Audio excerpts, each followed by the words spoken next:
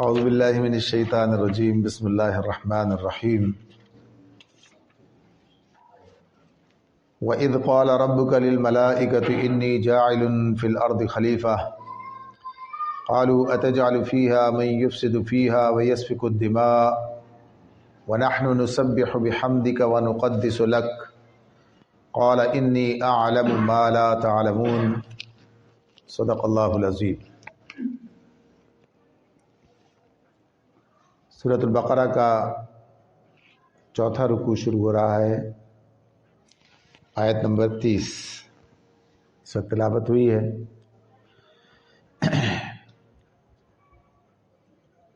اس پورے رکوع میں اللہ تعالیٰ نے آدم علیہ السلام کا واقعہ بیان کیا ہے اور ان کے حوالے سے ہمیں وہ رہنمائی دی ہے جس کا کوئی اور ذریعہ انسان کے پاس نہیں ہے۔ وَإِذْ قَالَ رَبُّكَ لِلْمَلَائِكَةِ، اور یاد کرو جب تمہارے رب نے فرشتوں سے کہا اِنِّی جَاعِلٌ فِي الْأَرْضِ خلیفہ، کہ میں زمین میں ایک خلیفہ بنانے والا ہوں۔ تو یہ بات جب کہی گئی ہے، اللہ تعالیٰ نے فرشتوں سے کہی ہے، تو یہاں پر ابھی آدم کا کوئی نام نہیں ہے، وہ اگلی آیت کے اندر آئے گا۔ ابھی تو صرف اتنی بات آ رہی ہے سامنے کہ اللہ تعالیٰ نے فرشتوں کے سامنے یہ بات رکھی، بتایا انہیں۔ ملائکہ فرشتوں کے لیے ہے، ویسے تو اس کا مادہ میم لام کاف ملک ہی ہے، مالک بادشاہ، تو اس میں ان کے لیے جو نام ہے تو کاموں کے مالک، کاموں کے ذمہ دار جو فرشتے ہیں۔ فرشتوں کا ذکر اس ترتیب میں جیسے ہم پڑھ رہے ہیں، اس میں پہلی مرتبہ آیا ہے فرشتوں کی بات۔ فرشتوں پر ایمان ہماری ایمانیات کا ایک حصہ ہے، فرشتوں پر بھی ہم ایمان رکھتے ہیں۔ ایمان مفصل میں ایمانیات ہیں، ان میں فرشتوں کا بھی ذکر آتا ہے اور قرآن مجید میں بھی آتا ہے۔ آخری رکوع میں جب پڑھیں گے سورہ بقرہ کا تو وہاں پر آئے گی بات ہے۔ تو اس میں اللہ رب العالمین نے یہاں پر اس وقت ان کا ذکر کیا ہے۔ تو یہ جو مخلوق ہے، یہ اللہ تعالیٰ کی وہ مخلوق ہے کہ جسے اللہ تعالیٰ نے کائنات میں انتظام کی ذمہ داریوں پر فائز کر رکھا ہے، کہ ذمہ داریاں ان کے سپرد ہیں۔ اور یہ مضمون بھی آگے ہمارے سامنے آئے گا فرشتوں کے حوالے سے، کہ جو کام ان کو دیا جاتا ہے، تو تیرنے والے، زمین میں گھومنے والے، یعنی مختلف جو کام ان کے ذمے ہیں وہ ہمارے سامنے آتے ہیں۔ دو معاملات تو بہت ہی واضح طور پر سامنے آ جاتے ہیں، جیسے فرشتوں کو اللہ تعالیٰ نے، یعنی بلکہ روح القدس جبرائیل علیہ السلام ہی کی بات خصوصیت سے سامنے آتی ہے جب ذکر ہوتا ہے کہ انہیں انبیاء تک وحی لے جانے کے لیے اللہ نے انہیں منتخب کر رکھا ہے۔ ویسے تو قرآن مجید میں سورہ حج کے آخری رکوع میں اللہ تعالیٰ یہ بات ارشاد فرماتے ہیں کہ اللہ انسانوں میں سے بھی اور فرشتوں میں سے رسول منتخب کرتا ہے۔ تو رسول کا مطلب ہوتا ہے کہ جو بھیجا گیا، اسی سے مراسلہ ہے، اسی سے ارسال ہے، جو اردو میں استعمال کرتے ہیں ہم، رسالت، رسول جو ہے یہ اسی سے بھیجا ہوا۔ تو مراسلہ بھی جو بھیجا جاتا ہے، اور ارسال کرنا ہے، ارسال کو نندا، یہ سب کا مادہ ایک ہی ہے۔ تو یہ اللہ تعالیٰ نے بھیجا، یعنی منتخب کر کے بھیج دیا تو انسانوں کے درمیان، تو انسانوں میں ہی انسانوں کو منتخب کیا کہ وہ اللہ کا پیغام پہنچائیں گے۔ پھر اللہ کا پیغام ان انسانوں تک پہنچانے کے لیے اللہ تعالیٰ فرشتوں میں سے منتخب کرتا ہے۔ تو جبرائیل علیہ السلام کو منتخب کیا کہ وہ یہ کام کریں گے۔ تو یہ فرشتوں کا معاملہ اسی طرح سے ہے کہ یہ فرشتے ایک صاحب تشخص ہستی ہوتے ہیں، ایسا نہیں کہ مجرد قوتیں ہیں، بلکہ یہ ان کی شخصیت ہے، اور اسی شخصیت کے حوالے سے ان کی بہت سی باتیں ہمارے سامنے آتی ہیں کہ یہ گفتگو کرتے ہیں، بات کرتے ہیں، اپنی رائے دیتے ہیں، دعا کرتے ہیں، یعنی یہ اہل ایمان کے حق میں دعائیں کرتے ہیں۔ حدیث میں یہ بات ہمارے سامنے آتی ہے۔ اور جب زمین میں آتے ہیں اور پھر واپس اللہ کے پاس جاتے ہیں، اللہ ان سے پوچھتا ہے، تو تم نے میرے بندوں کو کس حال میں چھوڑا ہے، یعنی سب حدیث میں یہ سارے واقعات آتے ہیں. اس سے پتہ چلتا ہے کہ فرشتوں سے یہ بات چیت ہو رہی ہے تو یہ صاحب تشخص یعنی ان کی شخصیت ہے، تو یہ ان کا معاملہ ہے. لیکن ہے یہ بھی اللہ کے بندے، اس کے سوا کچھ نہیں ہے، اس کے سوا کچھ نہیں ہے. تو فرشتوں کے بارے میں یہ جو معلوم اللہ ہوتا ہے میں بتایا گیا ہے اور پہلی کتابوں میں بتایا گیا ہوگا، تو اس میں لوگوں نے غلط فہمی پیدا کر کے تو جیسے رسولوں کو بھی اس طرح سے کر دیا، انہیں بھی الہ بنا لیا. عیسیٰ علیہ السلام کو اللہ کا بیٹا کہہ دیا، عزیر علیہ السلام کو اللہ کا بیٹا کہہ دیا، اس طرح سے کیا. اور جو کچھ انہوں نے کیا انسانوں کی خرابی کی بات ہے، تو ایسی فرشتوں کے ساتھ بھی کیا. مشرکین مکہ فرشتوں کو اللہ کی بیٹیاں قرار دیتے تھے، فرشتوں کو اللہ کی بیٹیاں کہتے تھے. قرآن مجید میں اللہ نے اس کا ذکر کیا. اور بھی دیوی دیوتا بنا رکھا ہے ان کو، ان کے معاملے میں یہ ان کے تصورات تھے. یا ان کو اللہ تعالیٰ کے ساتھ رشتہ داری قائم کر دی، جیسے بیٹی بنا دی، تو ایسے اور بھی. تو یہ سب چیزیں جو ہیں یہ ظاہر گمراہی ہے. فرشتے اللہ تعالیٰ کی مخلوق ہیں، جیسے انسان اللہ تعالیٰ نے ایک مخلوق کے طور پر پیدا کیا. جن مخلوق ہیں، انسان مخلوق ہیں، فرشتے مخلوق ہیں، اور بے شمار مخلوقات اللہ کی ہیں جو اللہ جانتے ہیں. تو اس طرح سے یہ ان کا معاملہ ہمارے سامنے ہے. فرشتوں کے بارے میں بھی یہ بات ہمارے سامنے ہے کہ فرشتوں کو اللہ تعالیٰ نے نور سے پیدا کیا ہے. فرشتوں کو اللہ نے نور سے پیدا کیا ہے. ان کو جنوں کو آگ سے پیدا کیا، آگ کی لپٹ سے پیدا کیا ہے، اور انسانوں کو اللہ تعالیٰ نے مٹی سے پیدا کیا. یہ سب باتیں بتائی ہیں. تو اب یہاں پر آغاز یہی ہو رہا ہے کہ اللہ تعالیٰ آدم علیہ السلام کی پیدائش سے پہلے ہی بات کر رہے ہیں.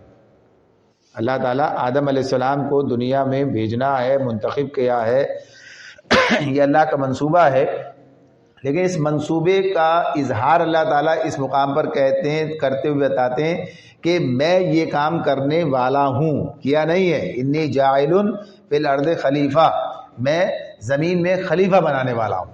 زمین کی بات ہو رہی ہے. اس کا مطلب کیا، زمین بھی موجود تھی، یعنی پہلے سے موجود ہے. اور کہا جاتا ہے کہ اس کے اندر پہلے جن تھے، یعنی یہ فرشتے تو ہیں ہی، جب اپنا جو کام کر رہے تھے ان کی ذمہ داری جو تھی، تو ان کا تصرف جو ہے زمین آسمان سب میں تھا. تو یہ بات ان کے بارے میں کہ یہ بات اللہ تعالیٰ ان سے کہہ رہے ہیں. اچھا، یہ واقعہ جو ہے آدم علیہ السلام کا، یہ قرآن مجید میں متعدد مقامات پر ہمارے سامنے آئے گا. اب اس کے بعد یہ سورہ اعراف کے اندر آ جائے گا، یہاں پڑھ رہے ہیں، اس کے بعد سورہ اعراف میں چلا جائے گا، پھر اس کے بعد پھر اور مزید اور صورتوں میں ہمارے سامنے آئے گا. اچھا، کہیں اس واقعے کی تفصیلات اس میں جزیات کے اعتبار سے فرق نظر آئے گا. اب یہاں تو صرف اللہ تعالیٰ نے پیدائش کا کوئی ذکر نہیں کیا ہے کہ اللہ تعالیٰ نے آدم کو کیسے بنایا. لیکن سورہ اعراف میں جب جائیں گے تو وہاں پتہ چلے گا کہ بنایا اللہ تعالیٰ نے، پیدا کیا، پھر کہا ان سے. وہاں خلافت کا کوئی ذکر نہیں ہے، وہاں صرف یہ ہے کہ اللہ نے آدم کو پیدا کیا اور فرشتوں سے کہا سجدہ کرو. یہ جو معاملہ یہاں پر ہے اس کا ذکر وہاں نہیں ہے. پھر اس کے بعد دوسرے مقام پر چلے جائیں گے بنی اسرائیل میں، ہجر میں، تو وہاں پر جو بات آئے گی وہاں پر اس اعتبار سے آئے گی کہ اللہ تعالیٰ نے سڑی ہوئی مٹی کے سوکھے گارے سے پیدا کیا، یعنی اس طرح اس کے میٹیریل پر بھی گفتگو ہو جائے گی. یہ جو بنایا، تو ہر جگہ اس کا کوئی تاثر مزید دینا ہوتا ہے. اچھا، قرآن مجید کا معاملہ یہ بھی ہے، چونکہ یہ رفتہ رفتہ اللہ تعالیٰ نے نازل کیا ہے اور ضرورت کے اعتبار سے اس کو اللہ تعالیٰ بھیجتے رہے. ظاہر ایک بات آ جائیے، ایک بات 2 سال کے بعد آ رہی ہے، یعنی بات آ رہی اب 2 سال کے اندر، بات وہی اب اس وقت کسی اور حوالے سے، کسی اس پہلو سے بات ہو رہی تھی، کوئی استدلال تھا، کوئی اس سے مماثلت تھی، بیان کیا تھا. اب پھر ویسے حالات تو بدل بھی نہیں رہے، تو اب اسے کوئی اور پہلو اجاگر کر کے اس بات کو بیان کر دیا ہے. تو یہ یکے بعد دیگرے واقعات آتے ہیں. تو ایسا نہیں ہے کہ یہ واقعہ ایک مرتبہ کا پھر دوبارہ پھر بیان کر دیا، پھر 6 بار کر دیا. تو ایک تو بات یہ کہ اس کا تناظر الگ الگ ہوگا، پھر اس میں کوئی نہ کوئی ایک پہلو ایسا ضرور مل جاتا ہے، عام طور پر، ایسا نہیں کہ لازم ہو، عام طور پر مل جاتا ہے کہ اس میں کوئی اور چیز جو ہے وہ ہمارے سامنے آ جاتی ہے. کہ جیسے یہاں پر خلافت کی بات ہو رہی ہے، وہاں پھر شیطان کے ساتھ دوسرے معاملے کی بات ہو رہی ہے، اور پھر اس کا بھی شیطان کے بھی کئی پہلو وہاں پر ہمارے سامنے آتے ہیں. تو اب بات یہی ہوتی ہے کہ واقعہ ایک ہوتا ہے لیکن اس کے انداز کئی ہوتے ہیں. وہ کہتے ہیں کہ ایک پھول کا مضمون ہو تو 100 رنگ سے باندھوں. تو یہ معاملہ جو ہے اللہ تعالیٰ کا جب ہوتا ہے تو یہ صرف لفاظی نہیں تھی بلکہ ضرورت ہوتی ہے، اور کوئی نہ کوئی چیز مل رہی ہوتی ہے. تو غور کرنے کی ضرورت ہوتی ہے کہ یہاں کس چیز پر جو ہے زور دیا گیا ہے. تو اس اعتبار سے یہ ہمیں ہر جگہ پر الگ ایک موقع ملے گا۔ تو یہاں جو خصوصیت ہے اس واقعے کی، اس میں پہلی چیز یہ آ رہی ہے کہ اللہ تعالیٰ نے آدم کے بارے میں یہ بات بتائی کہ اسے اللہ تعالیٰ نے کیا خصوصیت دی ہے، اس کا منصب کیا ہے، اس کی حیثیت کیا ہے، یہ بات اس مقام پر ہو رہی ہے۔ اور اس تناظر میں ہو رہی ہے، پیچھے جو بات پڑھی تھی ہم نے پچھلے آیات کے اندر، پچھلا رکوع جو شروع ہوا تھا اس میں دعوت دی گئی تھی سارے انسانوں کو کہ اللہ کی بندگی اختیار کرو، یا ایھا الناس اعبدوا، اے انسانوں اللہ کی بندگی اختیار کرو، اپنے رب کی بندگی اختیار کرو، اعبدوا ربکم الذی خلقکم، اپنے رب کی بندگی اختیار کرو، اس نے تمہیں پیدا کیا ہے۔ اور پھر یہ بتایا آسمان کی چھت بنائی، زمین کا فرش بنایا، پانی برسایا، نباتات اگائیں، اور اس رکوع کے آخر میں آ کے کیا کہہ دیا؟ اس کے آخر میں آ کر یہ کہہ دیا هو الذی خلق لکم ما فی الارض جمیعا، وہی اللہ کی ذات ہے، اس نے جو کچھ زمین میں سب تمہارے لیے پیدا کیا۔ یعنی وہ تو آغاز کیا تھا تو چند چیزیں بتائیں تھی، خالی زمین کا فرش بنایا، آسمان کی چھت بنائی، اوپر سے پانی برسایا، اس سے ثمرات نکالے جو تمہارے رزق کے لیے انتظام کر دیا، یہ بات کہی تھی۔ اور یہاں کی کہا سب چیزیں، یعنی جیسے تم شمار کر بھی نہیں سکتے۔ تو اب یہاں اس کا ایک پہلو اور بھی بتا دیا کہ تمہیں ساتھ ساتھ زمین میں جو تمہاری حیثیت اللہ تعالیٰ نے متعین کی وہ کیا ہے، وہ اتنا بڑا معاملہ ہے، اتنا بڑا معاملہ ہے کہ انسان کو سراپا شکر بن جانا چاہیے۔ یہ سب اللہ نے ہمارے لیے کیا ہے نا۔ اللہ نے کہا کہ تم مردہ تھے، ہم نے تمہیں زندگی دی، پھر تمہیں موت دیں گے، پھر زندہ کریں گے، ہماری طرف پلٹ کر آنا ہوگا، یہ سب باتیں بتائیں گے۔ تو یہ اللہ کا فضل ہے، اس کا احسان ہے، ساری چیزیں اس نے ہمارے لیے کی ہیں۔ تو اب یہ بھی کہ اس نے ہمیں کس حیثیت سے پیدا کیا، اس دنیا میں ہمارا ایک رول کیا ہے، ہمارا گول کیا ہے، ہمیں کس اللہ تعالیٰ نے کردار کے ادا کرنے یا کس حیثیت کے ساتھ، کس منصب کے ساتھ جو ہے ہمیں اللہ تعالیٰ نے اس دنیا میں رکھا ہے۔ تو یہ سب بات اس میں بتایا کہ فرشتوں سے اللہ تعالیٰ نے کہا کہ میں زمین میں ایک خلیفہ بنانے والا ہوں۔ خلیفہ کا مطلب ہوتا ہے خلف، خلیفہ خلف ہے، خیلام فی خلف، اس سے یعنی پیچھے ہوتا ہے، اصل مطلب ہوتا ہے اس کا پیچھے۔ تو یہ جو اس سے خلیفہ کا جو لفظ بنتا ہے، اس کا معنی ہوتے ہیں کہ نائب، کسی کی ملک میں، کسی کے مال میں یا کسی کے اختیار میں اس کو نائب کی حیثیت سے اختیارات دینا کہ وہ ان اختیارات کو استعمال کرے۔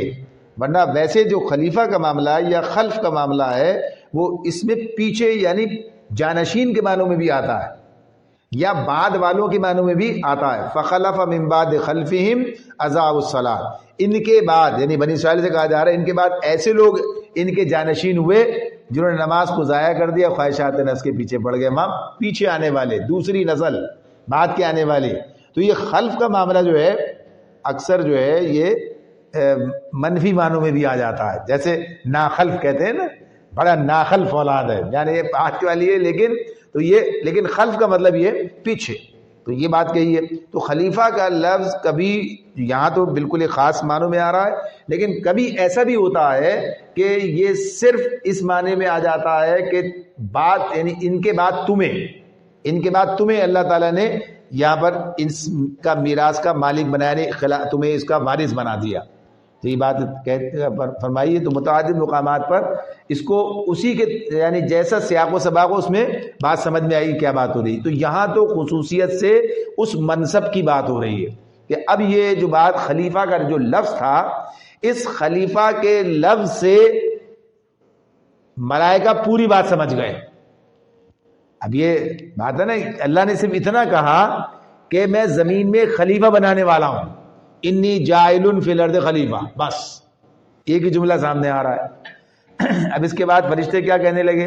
قالوا اتجعل فیہا من یفسد فیہا ویسفک الدماء، کیا تو اے زمین میں ایسے کو بنائے گا کہ جو زمین میں فساد برپا کرے گا، خوریزیاں کرے گا؟ اللہ تعالیٰ سے یہ بات کہہ رہے ہیں۔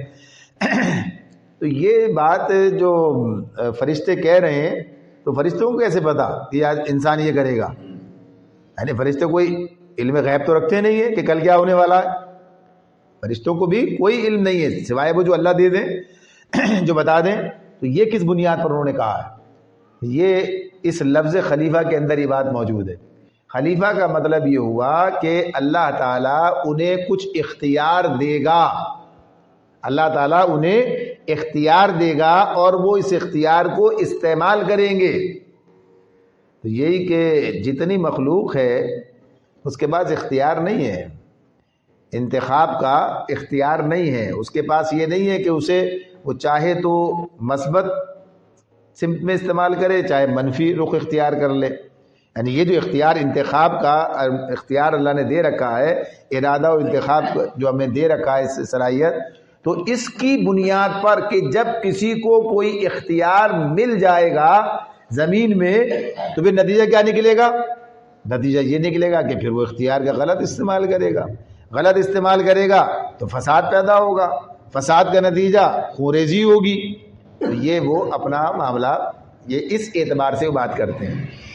اچھا، اب یہاں پر ایک سوال پیدا ہو جاتا ہے کہ فرشتوں کی کیا مجال اللہ کے سامنے بات کریں اس طرح؟ کیا اللہ تعالیٰ نے ان سے کوئی پوچھا تھا، کوئی مشورہ؟ یہ جو بات ہو رہی ہے کہ یہ کیا ہے، یہ اطلاع دی جا رہی ہے، یہ مشورہ کیا جا رہا ہے، یہ کوئی رائے مانگی جا رہی ہے؟ کوئی ایسی بات نہیں۔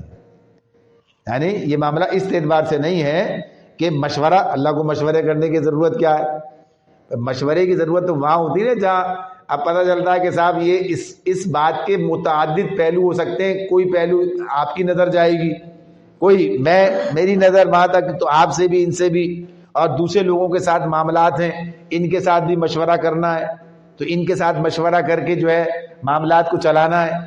تو اللہ کا تو معاملہ یہ نہیں ہے، اللہ تو اختیار بھی پورا رکھتا ہے اور علم بھی پورا رکھتا ہے۔ کوئی اللہ کو مشورہ دینے کی پوزیشن میں ہی نہیں ہے، یعنی کسی کی حیثیت ہی نہیں ہے، یہ کسی کا علم اللہ کے برابر تو چھوڑ، یعنی بس جو اللہ نے دے دیا وہی ہے، اس کے آگے کیا ہوگا؟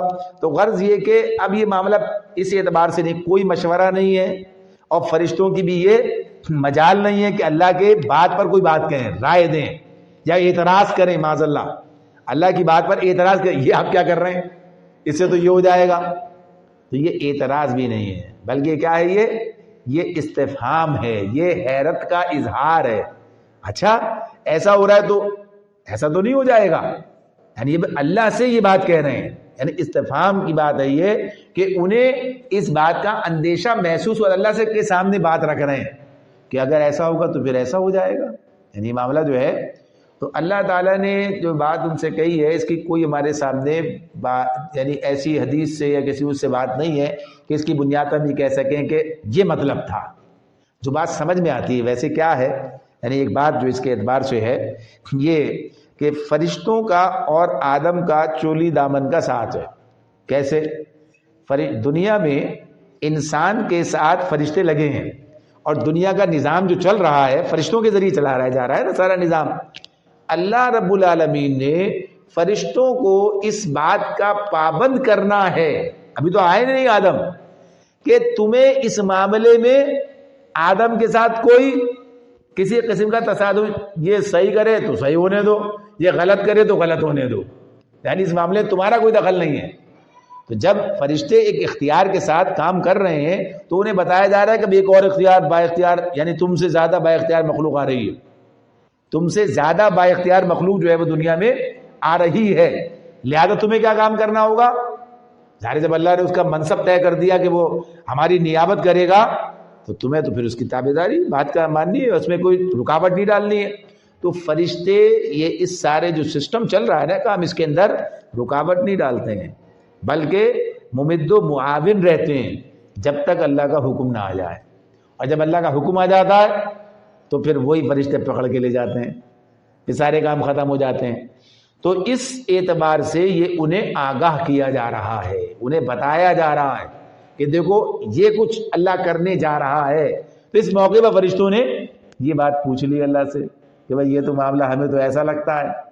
تو یہ جو فساد کا معاملہ اور خون بہانے کا ہے، تو یہ تو ایک واقعہ ہے کہ انسان نے کیا تو یہی ہے، انسان نے یہ کیا ہے، دنیا کے اندر فساد پیدا کیا، برپا کیا، فساد پھیلایا ہے، خون بہایا ہے۔ تو فرشتوں کی بات تو صحیح ہے، تو یہ فرشتوں کی بات ایک اعتبار سے تو صحیح ہے، لیکن ایک اعتبار سے مکمل نہیں ہے، نامکمل ہے۔ انسان نے صرف زمین پر فساد ہی نہیں کیا ہے، انسان نے زمین پر اصلاح کا بھی بہت بڑا کام کیا ہے. یعنی اللہ انہی میں سے ایسے مصلحین اٹھاتا رہا جنہوں نے دنیا کے امن سے بھر دیا، عدل سے بھر دیا. یہ بھی ہوا نا دنیا کے اندر. دنیا میں فساد پیدا کرنے والوں نے فساد پیدا کیا، اصلاح کرنے والوں نے اصلاح کا کام کیا. اور دنیا کے اندر جو ہے جس طرح سے امن عافیت کا، امن عدل کا نظام قائم کر دیا سارا، یہ بھی سب کچھ ہوا. تو چونکہ اللہ تعالیٰ کے پاس یہ بات تھی کہ اصلاً آزمائش ہے، یہ ہم اختیار دے رہے ہیں، چاہو تو مفسد بن جاؤ، چاہو تو مصلح بن جاؤ. یہ گزرا نا پیچھے. منافقین سے جب بات ہوتی تھی کہ بھائی فساد مت کرو، تو کہتے ہم تو مصلحین ہیں، انما نحن مصلحون، ہم تو مصلح ہیں بھائی، حالانکہ تھے فسادی. تو فساد اور اصلاح دونوں کام جو ہے تو یہ اللہ کا منصوبہ تھا. تو یہ تو ٹھیک ہے، اختیار ملے گا، آزادی ملے گی، اختیار اور آزادی دونوں چیزیں ملیں گی تو گڑبڑ کا امکان تو رہے گا. تو اللہ کو تو معلوم ہے کہ بس ٹھیک ہے، ہم نے تو رکھا اسی لیے تاکہ اسی میں تو آزمائش ہے. اگر یہ نہ ہو تو پھر تو فرشتے کام کر رہے ہیں، پھر ایک اور مخلوق پیدا کرنے کی کیا ضرورت ہے. تو آگے وہ یہی کہتے ہیں، فرشتے کیا کہہ رہے ہیں؟ وَنَحْنُ نُسَبِّحُ بِحَمْدِكَ وَنُقَدِّسُ لَكَ. وہ کہتے ہیں کہ اپنی بات آگے بڑھاتے ہیں. تو کیا کہا؟ فرشتوں نے کہا کہ کیا تو ایسے کو خلیفہ بنائے گا جو زمین میں فساد برپا کرے گا اور خون بہائے گا، اور ہم جو ہے تیری تقدیس کے ساتھ تیری ہم جو ہے وہ تو ہم بیان کر ہی رہے ہیں، ہم تسبیح کر رہے ہیں، ہم جو ہے تقدیس کے ساتھ تیری تسبیح بیان کر رہے ہیں. یہ بات وہ بتا رہے ہیں اپنے بارے میں کہ بھئی جو کام چاہیے وہ کام تو ہو رہا ہے. تو تسبیح کا ایک لفظ اس کے معنی جو ہے، ایک تو تیزی سے پانی میں، یعنی جیسے لفظی معنی گزر جانے کے، یہ بھی ہوتا ہے. اور ہر عبادت کو تسبیح کہا جائے گا. عبادت کے معاملے میں، عبادت کے مفہوم میں یہ بات ہے کہ تسبیح ہے. یہ تسبیح سے وہ تسبیح نہیں ہے بلکہ تسبیح اس اعتبار عبادت. اور تسبیح یہ بھی ہے کہ سرگرمی کے ساتھ مصروف عمل رہنا ان کاموں میں جو اللہ نے مقرر کر دی ہیں، یہ بھی ہے. یہ سب اس کے معنی مفاہیم میں آپ کو بات ملے گی. اب جیسے یہ قرآن مجید بیان کرتا ہے کہ تمام مخلوق جو ہے یہ اللہ کی تسبیح، زمین، یہ آپ کے چرند پرند، پہاڑ درخت، یہ سب اللہ کی تسبیح کر رہے ہیں، مگر تمہیں اس کا شعور نہیں ہے. یہ بات ہے. تو اب یہ جو معاملہ ہے، یہ اب زبان قال کا تو ہمیں نہیں پتا کہ اللہ نے انہیں کوئی ایسی وہ دے رکھی ہے جس سے یہ کرتے ہیں، لیکن زبان حال سے کیا ہے؟ وہی سرگرمی جس پر اللہ نے ان کو لگا دیا ہے، یہ وہ کام انجام دیے چلے جا رہے ہیں.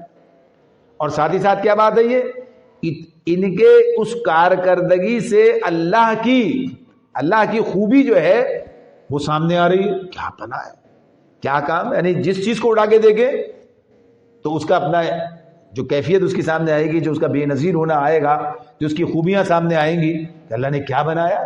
تو اس میں یہ بات کہتے ہیں کہ اب یہ جو کائنات کے اندر جو کام ہے، یہ جو نظام ہے، یہ سب تو ہم چلا رہے ہیں. یہ ساری چیزیں تو زمین کا معاملہ سب چل رہا ہے، صحیح ٹھیک ٹھاک ہے. اب کام کا تو مسئلہ نہیں ہے، پھر کیا مسئلہ ہے؟ اور نقدس، تقدیس کا جو معاملہ ہے، نقدس لک، تقدیس، پاکی بیان کرنا. تقدیس جو ہے یہ تو تقدیس کا تقدس ایک لفظ سے ہوتا ہے، قدس اس سے ہوتا ہے، لیکن اسے پاک رکھنے میں صاف رکھنا بھی ہوتا ہے. پاک رکھنے میں تو ایک اس کا مفہوم یہ بھی ہوتا ہے، یہ صاف سب سارے معاملات جو ہیں ہم ٹھیک کر رہے ہیں، سب معاملات جو ہے نقدس لک، ہم آپ کے لیے تمام چیزوں کو صاف ستھرا کر کے. تو تقدیس اللہ کو معاذ اللہ، یعنی اللہ کو پاک کرنے کا معاملہ نہیں ہوتا ہے. اللہ کی پاکی تو اس کو یہی کہ آدمی کمزوری سے پاک، سبحان، جیسے سبحان اللہ کی بات ہوتی ہے. تو اس کے آپ کے لیے ہم یہ سب کام کر رہے ہیں جو آپ نے کہا پاک صاف رکھنے کا. تو تقدیس کا یہ نقدس لک، تو جو ذمہ داریاں ہیں زمین کے اعتبار سے تو ساری ہم پوری کر رہے ہیں. یہ پھر کیا ضرورت پیش آ رہی ہے، پھر کیا بات ہے یہ؟ تو اللہ تعالیٰ نے جواب دیا، قال انی اعلم ما لا تعلمون. اللہ نے ان سے کہا کہ جو میں جانتا ہوں وہ تم نہیں جانتے. انی اعلم کا جو لفظ ہے یہ کیا ہے؟ یہ یعنی سپرلیٹو ہو گیا نا، اعلم اکبر، اسی پر سب سے زیادہ جاننا، مکمل جاننا. مکمل جاننا. تو یہ اعلم کا لفظ اللہ نے یہاں پر استعمال کیا اپنے لیے کہ میں وہ کچھ جانتا ہوں جو تم ما لا تعلمون، جو تم نہیں جانتے، جو تم نہیں جانتے. تو اب ظاہر سی بات ہے کہ بات صاف کوئی واضح ہو رہی ہے. پہلے ہی بات ہم نے کی کہ فرشتے کوئی ایسا علم نہیں رکھتے کہ غیب کا علم رکھتے ہوں، مکمل علم رکھتے ہوں، وہ تو صرف اللہ کے پاس ہے. یعنی اصل علم جو ہے وہ اللہ کے پاس ہے. اللہ جس کو پھر جتنا علم دے دیتا ہے اتنا علم اس کے پاس ہوا کرتا ہے. تو یہاں پر صرف اتنی بات اللہ تعالیٰ نے ان کے سامنے رکھ دی کہ تم نہیں جانتے، میں جانتا ہوں کہ اس کے پیچھے مقصد کیا ہے. اس سارے منصوبے کا جو اصل ہدف ہے، جو اصل مقصد ہے، کیوں میں یہ کام کرنا چاہتا ہوں، اور یہ ساری چیزیں جو ہیں جو کچھ آگے ہونے والی ہیں، ان سب کا معاملہ کس بنیاد پر ہے. تو یہ چیز اللہ تعالیٰ نے ان کے سامنے رکھ دی. خاموش. یعنی فرشتے، اس کے بعد فرشتوں نے کوئی بات نہیں کی ہے. ظاہر سی بات ہے، اعتراض تو تھا نہیں، اور یہ بات تسلیم، یہ حقیقت ہے جو انہوں نے ان کے سامنے واضح کر دی اللہ تعالیٰ نے. تو اسی میں اب اس آیت کے اندر جو بنیادی ایک بات ہمارے لیے رہتی ہے، ہمارے لیے جو ایک بنیادی بات رہتی ہے وہ کیا ہے کہ اللہ تعالیٰ نے آدم کو زمین میں بطور خلیفہ کے مقرر کیا ہے، نامزد کیا ہے. یعنی یہ بنیادی بات ہے. اس کے اندر ہمارے لیے جو خبر ہے وہ خبر کیا ہے کہ اللہ تعالیٰ نے انسان کو زمین میں خلیفہ کی حیثیت سے بھیجا ہے. اب اگر خلیفہ کی حیثیت کا پتہ نہ چلے، خلیفہ کی حیثیت سے جو ذمہ داری ہے اس کا ادراک نہ ہو تو بات نہیں چلے گی. اسی لیے خود لفظ خلیفہ کے اندر یہ بات ہے کہ خلیفہ مالک نہیں ہوتا ہے، بلکہ جس کا خلیفہ ہے، جس کی طرف سے نائب بنایا گیا ہے، اس نائب کی حیثیت سے وہ اس میں اس کی ہدایت کے مطابق تصرف کرتا ہے. اگر وہ خود مالک بن جائے تو غداری ہوگی، بغاوت ہو جائے گی. خود مالک بن گیا تو اس اعتبار سے اس کو تسلیم کرنا جس کی طرف سے ہے. اب پتہ چلتا ہے کہ جناب آج کل تو خیر وہ دوسرا نظام ہے، بادشاہ نے گورنر بنا دیا ہے وہاں پر. جب بادشاہت کا نظام اور اس اعتبار سے پتہ چلا انہوں نے اپنی بادشاہت کا اعلان کر دیا، بغاوت ہو گئی. یعنی یہ سب چیزیں تاریخ میں آپ کو ملیں گی. انہوں نے اپنے اس کا اعلان کر دیا، حالانکہ وہ کیا پابند تھا، اس کا اختیارات ادھر سے ملے، اسے استعمال کرنا تھا. تو آدم کا معاملہ اس اعتبار سے کہ اللہ تعالیٰ کی ملک کو تسلیم کرنا اور اس میں بطور امین کے تصرف کرنا. اور اگر وہ کسی اور کو مالک سمجھنے لگے اللہ کے بجائے تو ظاہر سی بات ہے یہ بھی غلط ہوگا. مالک تو اللہ ہے، جس نے اس کے اندر اسے امین بنایا، تو اللہ کے بجائے کسی اور کو تسلیم کر لے تو بھی غلط ہو جائے گا. اور پھر جو ذمہ داریاں تفویض کی گئی ہیں اس اعتبار سے صرف یہی نہیں کہا کہ یہ جو اختیارات دیے ہیں انہیں استعمال کرو، انہیں استعمال کرنے کا مقصد بھی بتایا ہے. انہیں استعمال کرنے کا مقصد ہی بتایا کہ تم نے ان صلاحیتوں کو، ان وسائل کو کس طریقے سے اور کس کام میں استعمال کرنا ہے. یہ چیز مجھے ملی، اب میں جیسے دل چاہے استعمال کروں، ایسا نہیں ہے. یہ جو چیزیں تمہیں دی گئی ہیں کیا کیا ہے، یعنی صلاحیتیں دی ہیں. اللہ تعالیٰ نے ہمیں صلاحیتیں دی ہیں، اللہ تعالیٰ نے ہمیں وسائل دیے ہیں، اللہ تعالیٰ نے ہمیں مختلف چیزوں پر اختیار دیا ہے. تو اب یہ جو کچھ دیا گیا ہے اس کا ایک خاص مقصد ہے کہ یہ ہمیں اللہ تعالیٰ نے خاص مقصد کے تحت دیا ہے کہ تمہیں دنیا میں ان چیزوں کے ساتھ کیا ذمہ داری پوری کرنی ہے. تو وہ ذمہ داری سمجھنا، ظاہر سی بات ہے کہ چیزیں تو سب کے پاس ہیں بھائی، سارے لوگ صلاحیتوں کے حامل ہیں، سارے لوگ وسائل اپنے پاس رکھتے ہیں، یعنی وسائل ان کو زمین کے اندر تصرف کر رہے ہیں، پوری زمین کو جو ہے کہیے کہ ہر چیز سے استفادہ کر رہے ہیں. آج دنیا میں آج آپ دیکھتے ہیں کہ خصوصیت سے وہ لوگ جو آج مسلمان نہیں ہیں، یعنی غیر مسلم، جتنا زمین کو استعمال کر رہے ہیں، یعنی جتنا یہ اللہ تعالیٰ نے جس کائنات میں جو اس میں چیزیں رکھی ہیں، جو ان کے اندر اللہ تعالیٰ نے ضروریات کے اور ان کے سہولتوں کے جو سامان رکھے ہیں، انہیں وہ نکال رہے ہیں، استعمال میں لا رہے ہیں. یہ جو ٹیکنالوجی ہے، یہ جو کچھ ہو رہا ہے زمین سے نکالنا استعمال کرنا ہے، سب کچھ یہ کر رہے ہیں، لیکن فرق کیا ہے؟ فرق یہ ہے کہ وہ یہ نہیں سمجھتے کہ یہ کسی کی طرف سے ہے، یہ امانت ہے. ایک تو یہ نہیں سمجھتے. دوسری بات کیا ہے؟ یہ بات نہیں سمجھتے کہ انہیں ہمارے حوالے کرنے کا کوئی مقصد بھی ہے. لیکن اگر مسلمان بھی اسی جگہ پہ پہنچ جائیں، مسلمان بھی اسی مقام پہ پہنچ جائیں، آج آپ دیکھ سکتے ہیں کہ اس منصب کا احساس کتنا ہے، اس منصب کا احساس کتنا ہے، یہ ہمارا موضوع بحث کتنا ہے. یعنی جو اپنے پورے مسلمانوں کے حوالے سے آپ دیکھیں، خلافت کا نام تو سنتے ہیں آپ. خلافت کیا ہے؟ اسی سے ہے نا، خلیفہ سے ہی خلافت ہے نا. یہ خلیفہ سے ہی خلافت ہے. یہ خلافت کا نام سنتے ہیں آپ، وہی بس اب کبھی ایسی ذکر آ جائے، ورنہ خلافت کا تصور اور خلافت کا ہونا اور خلافت کا قائم کرنا، اس کی طرف کس کی بات ہے؟ کہاں یہ بات ہو رہی ہے؟ کیا یہ کام ہونا چاہیے؟ کام تو ضرورت ہے اور ہونی اس کی اہمیت تھی. اس کی اہمیت کا معاملہ اتنا ہے، یعنی تصور کے اعتبار سے بات ہے کہ جب تصور رہتا ہے صحیح تو کیا ہوتا ہے کہ جب ترکی میں وہ مرد نادا نے جب خلافت کے قبا چاک کی ہے تو اس وقت خلافت کے لیے تحریک کہاں چلی؟ تحریک خلافت بر صغیر میں چلی، ہندوستان میں چلی. اس وقت ایک ہے نا بر صغیر پاک و ہند، یعنی یہاں چلی وہ. اور وہ جو بڑا ایک مشہور ہوا تھا وہ شعر، بولی اماں محمد علی کی جان بیٹا خلافت پہ دے دو.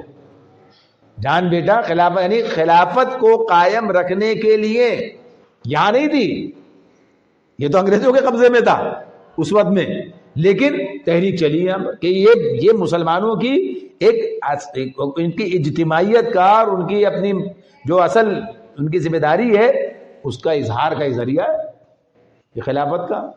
آج وہ نہیں ہے، آج وہ نہیں ہے، تو اس کی ضرورت، اس کا احساس بھی نہیں ہے. اس کی ضرورت کا احساس تو کہیں ہونا چاہیے نا کہ بھئی ہونا چاہیے یہ مسلمانوں کا. تو اب معاملہ اصلاً یہی ہے کہ اسلام کے حوالے سے اس وقت صورتحال یہ ہے کہ آج کا مسلمان اسلام کا وہ تصور اپنے ذہنوں میں نہیں رکھتا کہ جو واقعتاً اسلام کا ایک مکمل تصور ہے، اسلام کا ایک مکمل تصور ہے، اور اس کے بغیر وہ تصور ناقص ہے. اس کے بغیر وہ تصور، دیکھیے ناقص کا جو معاملہ ہوتا ہے، اگر کوئی چیز کامل نہیں ہوگی تو ناقص ہوگی، کامل نہیں ہوگی تو ناقص ہوگی. اور نقص جو ہے وہ خود کمی کی بات کرتا ہے، نقص ہے، خرابی ہے. کامل نہ ہونے سے خرابی پیدا ہو جائے گی. ظاہر سی بات ہے کہ جو چیز جتنی ضرورت وہ چیز نہیں ہوگی تو خرابی پیدا ہوگی، اس کا نتیجہ یہ نکلے گا. تو مسلمانوں کے اندر، امت کے اندر ایک خرابی ہے جو کہ مستقل آگے بڑھتی چلی جا رہی ہے. لہذا اس حیثیت سے، اس اعتبار سے یہ تو انسانوں کی بات ہو رہی ہے، لیکن سارے انسان اسے تسلیم نہیں کرتے. ہم وہ لوگ ہیں جو اسے تسلیم کرتے ہیں، اسے تسلیم کرتے ہیں. لہذا جب ہم اسے تسلیم کرتے ہیں تو کم سے کم ہمیں تو یہ کام کرنا چاہیے نا، ہمیں تو یہ کام کرنا چاہیے. اب آج کے زمانے میں لوگ یہ بات سوچتے ہیں کہ شاید یہ آج یہ کیسے ممکن ہے. یعنی آج کے دور کے اندر یہ خلافت کا، آج تو پتہ چلتا ہے اتنے اسلامی ممالک یعنی مسلمان ملک ہیں. اسلامی تو نام کے ہیں، اصل تو مسلمانوں کے ملک ہیں، ورنہ اسلامی تو جہاں اسلام ہو وہ ہوتا ہے اسلامی. اس کے اس اعتبار سے بات ہے یہ. تو اتنے اس کے اندر یہ کیسے یہ سارا کام جو یہ ہو سکتا ہے، کس طریقے سے یہ کام ہو سکتا ہے. یہ کام آج بھی اسی طریقے سے ہو سکتا ہے جس طریقے سے پہلے کیا گیا تھا. حالانکہ دنیا میں جتنی کنفیڈریشنز پائی جاتی ہیں، جو کچھ ہوتا ہے نیٹو سیٹو فلاں یہ، اور سب اپنے مفادات کے لیے ہے نا، اپنے مفادات کے لیے. کتنے ممالک جو ہیں کس کس نام سے جو ہے اکٹھے ہوتے ہیں، کس کس پہلو سے، کس کس حوالے سے یہ سب کام ہو رہا ہوتا ہے. بنیادی طور پر جب مسلمان واقعی مسلمان بنے، یعنی اسلام ان کا واقعی ایک امتیاز بن جائے، یعنی ان کی خصوصیت بن جائے، اور وہ اسلام پر ہی اصرار کریں اور ہر چیز ثانوی ہو جائے، پیچھے چلی جائے، اور اسلام کی بات ہو جائے، اسلام کی بات ہو جائے، تو پھر ہر چیز کا ایک آج کے دور میں، آج کے دور کے اعتبار سے اس کی ایک عملی شکل بن کر سامنے آئے گی، اس کی ایک عملی شکل بن کر سامنے آئے گی۔ اس لیے کہ اسلام کے اندر جو اصول ہیں وہ ایسے اصول ہیں کہ جن کی بنیاد پر ایک وسیع خلافت یعنی وسیع نظام جو ہے وہ قائم ہو سکتا ہے۔ یہاں پہلی بات تو کہ بادشاہت کا تصور ہی نہیں ہے اسلام کے اندر خلیفہ کا جو تصور ہے، خلافت کا جو نظام ہے، اگر اس نظام کو صحیح معنوں میں دیکھیں، اصل معنوں میں دیکھیں تو لوگ کہیں گے آپ ہی خلیفہ بنے تو اچھا ہے۔ یعنی جس طریقے سے جو اصل خلافت راشدہ والا دور ہے اس کے اعتبار سے دیکھیں تو ویسے تو معاملہ یہ ہے، لیکن اس کے نیچے بھی آ جائیں، اس کے بعد بھی آ جائیں تو بہرحال یہ بات اپنی جگہ پر ہے کہ اگر اسلام کو بنیاد بنا کر یہ سارا کام کیا جائے تو یہ معاملہ درست ہو سکتا ہے۔ لیکن اس کے لیے سب سے پہلی چیز کیا ہے؟ سب سے پہلی چیز اسلام سے واقفیت ہے، اسلام سے واقفیت ہے، اپنے مقصد سے واقفیت ہے، اپنی حیثیت کا تعین ہے۔ کون سی حیثیت کا؟ امت۔ ہم کیا ہیں؟ ایک امت ہیں، ہم ایک امت ہیں۔ تو اسی لیے ہمیں جو پیغام دیا گیا کہ ہماری شناخت جو یہ بن گئی ہیں، یہ شناختیں تو ڈھانی پڑیں گی۔ یہ شناختیں جو ہیں تو یہی بات ہے جسے یہ اس طرح سے کہا ہے، ایک ہم جس میں کہا بتانے رنگ و خوں کو توڑ کر ملت میں گم ہو جا۔ بتانے رنگ و خوں یہی ہے، نہ تورانی رہے باقی، نہ ایرانی نہ افغانی۔ یہ کہہ رہے تھے نا، اس کو پیغام دے رہے تھے، یہ نہ تورانی رہے باقی، نہ ایرانی نہ افغانی۔ تو ایرانی افغانی تو یہ ملک ہیں، یہ ان کا معاملہ ہے۔ تو اسی اعتبار سے کہ یہ جو سرحدیں ہم نے بنائی ہیں، ان سرحدوں کو وہ تقدس حاصل نہیں ہے جو دے دیا گیا ہے۔ ان تازہ خداؤں میں وطن سب سے بڑا، یعنی جو بنا دیا ہے اس وقت یہ بھائی ہم یہ سب سے پہلے پاکستان، سب سے پہلے پاکستان تو نہیں ہے، سب سے پہلے تو مسلمان ہے، سب سے پہلے تو جو اللہ تعالیٰ کا حکم ہے وہ سامنے رہے گا، اس کے بعد پھر بات ہوگی، یعنی اس کے تحت بات ہوگی نا یہ، اور اس کے اندر سب سے پہلے امت کا معاملہ آ جائے گا۔ بھائی ہمیں دو کب سے سمجھا آپ نے؟ ہمیں دو سمجھا کب؟ غلط سمجھا اگر سمجھا تو، لیکن ہم نے سمجھا کہ ہم الگ ہیں، وہ الگ ہے۔ یعنی کسی کے بارے میں بھی آج اگر فلسطین کا مسئلہ ہے تو اسی اعتبار وہ الگ ہے، حالانکہ عرب جو ہیں اپنی نسل کے اور سب کے اعتبار سے بھی، مگر وہ الگ ہیں، وہ الگ ہے، وہ اپنے اس کی بات کرتے ہیں۔ تو یہ جو چیز تھی تو اسی لیے کیا تھا، اسے ختم ہو کر اور ایک ملت ایک امت بن جانا تھا۔ تو جب یہ بن جاتے ہیں اور اس کی عملی شکلیں سب ممکن ہے، آج بھی اسی طریقے سے ممکن ہے جیسے کل ممکن تھی۔ شرط یہی ہے کہ اس پر اصرار ہو، لوگ اسلام کی طرف آئیں، لوگ ان جھوٹے مفادات اور اشارے جو ہیں کہ جو ایسی قیادتیں مسلط ہیں مسلمانوں کے اوپر جو اسلام سے کمیٹڈ نہیں ہیں، بلکہ یہاں تک بعض اوقات کہنا پڑتا ہے کہ اسلام کے ساتھ مخلص بھی نہیں ہے، یعنی اخلاص ان کے اندر موجود نہیں ہے۔ تو یہ معاملہ اسی وقت ہوگا کہ جب عام مسلمان کے اندر اس امت کا وہ تصور پیدا ہو، اسلام کا وہ فہم پیدا ہو کہ وہ سمجھے کہ ہے کیا۔ تو اللہ تعالیٰ نے اب یہ دیکھیے بات آگے چل رہی ہے، اب بطور امت کے مسلم کے آگے بات چلے گی، تو اس میں سب سے پہلے اللہ تعالیٰ نے ہمیں جو حیثیت بتائی ہے وہ یہ حیثیت بتائی ہے، اس حیثیت کو یاد رکھو، اور اس حیثیت کو اسی وقت ادا کیا جا سکتا ہے صحیح معنوں میں جب نظام خلافت قائم ہو جائے، یعنی اس اعتبار سے وہ خلافت ادھر منتقل ہوتی ہے، اس اعتبار سے وہ اپنا، ورنہ اکیلے اب اس میں کیا حیثیت بنتی ہے، اس نظام خلافت کے احیاء کے لیے، اس کو قائم کرنے کے لیے جدوجہد یہ رہتی ہے۔ اسی کو ہم دوسرے لفظوں کے اندر اقامت دین کہتے ہیں، یعنی دین قائم ہو جائے، حکومت الہیہ قائم ہو جائے، اسلامی نظام قائم ہو جائے۔ اس لیے یہ خلافت تو پورے اس میں ہوگی نا، تو یہ لیکن کہیں سے اس کا آغاز ہوگا۔ تو اس لیے ہم پہلے مرحلے کی بات جب کرتے ہیں تو کہتے ہیں کہ اسلامی حکومت قائم ہو، اسلامی نظام قائم ہو، اقامت دین ہو، حکومت الہی، سب ایک ہی بات ہے، سب یہ ایک ہی بات کے مختلف عنوانات ہیں۔ پھر اسی سے بات آگے چڑھ کے خلافت کے مقام تک پہنچے گی انشاءاللہ تعالی. اس کے بغیر یہ کام ممکن نہیں ہے. اور جب اصل کام ہی نہیں کیا، جس پر سارا آگے چلیں گے تو بات آئے گی کہ سارا ان کو اعتراض ہی اس پر شیطان کو بھی ہوا، جو کچھ بھی ہوا تو اسی بات پر تھا، اور انسان نے اسی اپنی اصل حیثیت کو بھلا دیا ہے. تو آگے انشاءاللہ تعالی مزید تفصیل اس کی آتی ہے. اللہ تعالی ہمیں ان باتوں کو سمجھنے اور اپنی ذمہ داریوں کو پورے طور پر ادا کرنے کی توفیق عطا فرمائے. خلافت کا موضوع ویسے تو خاصا اہم بھی ہے اور خاصا پیچیدہ بھی ہے آج کے دور میں، اس لیے کہ لوگوں نے اس کو اپنے اپنے طور پر استعمال بھی کیا ہے، یعنی اس اعتبار سے کہ یہ، لیکن اصلاً بات یہی ہے کہ بہرحال مسلمانوں کا ایک جو سسٹم ہے مجموعی، اس کا نام خلافت ہے کہ وہ اپنی حیثیت کا تعین کرتے. بادشاہت نہیں ہے ان کے پاس کوئی اور، تو اس کے لیے جو لفظ استعمال ہوا ہے وہ خلافت ہے، یعنی وہ بادشاہت کا تصور نہیں رکھتے کہ ہم مالک ہیں، بلکہ وہ خلافت کا تصور رکھتے ہیں کہ اللہ تعالیٰ اگر کہ جو اختیار دیا ہے اس نے اسے استعمال کرنا. اور اگر آپ یہ کہیں تو اس کی ایک تعبیر ہمارے پاس ہے کہ جب ہم کہتے ہیں کہ پاکستان کے آئین کے حوالے سے اقتدار اعلیٰ اللہ کو حاصل ہے اور یہ پاکستانی عوام کے پاس اللہ کی امانت ہے، اس میں جو الفاظ لکھے ہیں امانت ہے، یعنی خلافت کا گویا کہیے کہ بنیاد ہے.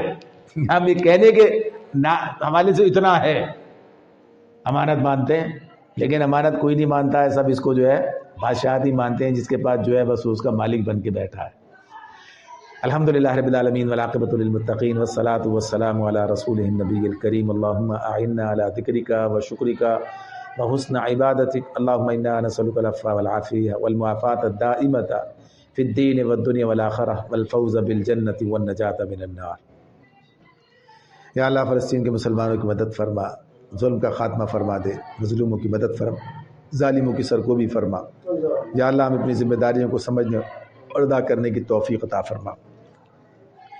یا اللہ اس ملک پاکستان کی حفاظت فرما، اس میں اسلام کا نظام عدل قائم فرما، ہمیں اس کے لیے جد و جہد کرنے والا بنا دے. یا اللہ رحم و کرم بخشش اور عافیت کا معاملہ فرما دے.